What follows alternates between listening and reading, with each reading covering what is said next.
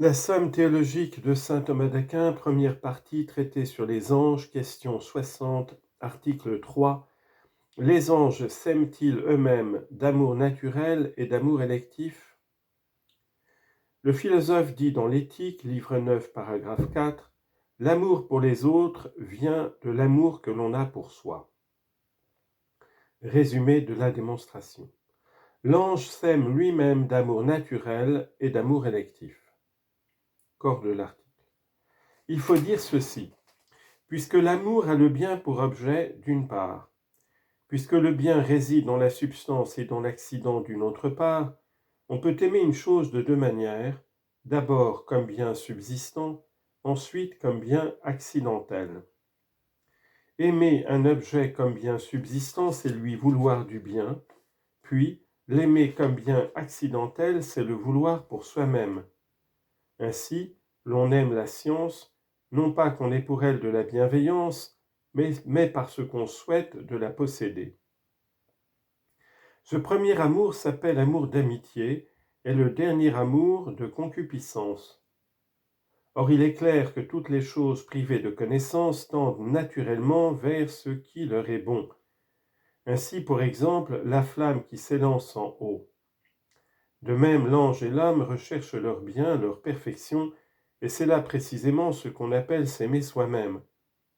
Ainsi l'ange et l'homme s'aiment d'amour naturel quand ils désirent leur bien par l'impulsion de la nature, puis ils s'aiment d'amour électif quand ils désignent tel ou tel bien par élection. Première objection. Comme nous l'avons dit, l'amour naturel a pour objet la fin même, et l'amour électif les moyens.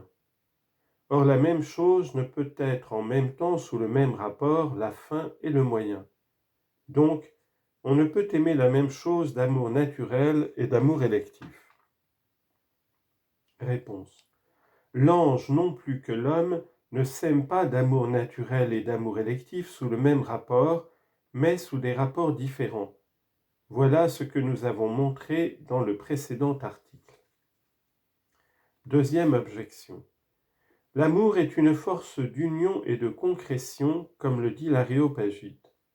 Or l'union et la concrétion ont pour effet d'unir plusieurs choses en une seule. Donc l'ange ne peut s'aimer lui-même d'aucune manière. Réponse. Comme être un, c'est plus que d'être uni, de même l'amour de soi est plus un que l'amour pour les objets qui lui sont unis.